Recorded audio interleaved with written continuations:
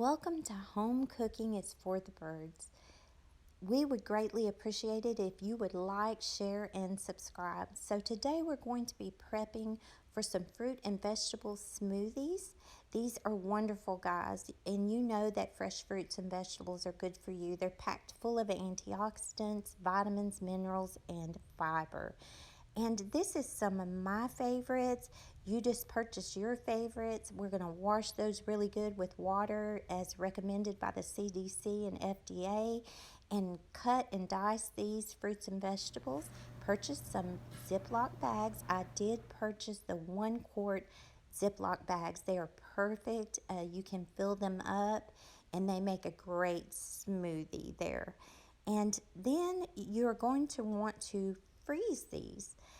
We will put them in the freezer, and then when you're getting ready for work in the morning, go ahead and put one on the counter, let it defrost a little, or if you're running late, go ahead and just run a little warm water on it. Get your Ninja out, your Bullet, fill your cup up, use water, coconut milk, almond milk, whichever kind of milk, yogurt if you want to.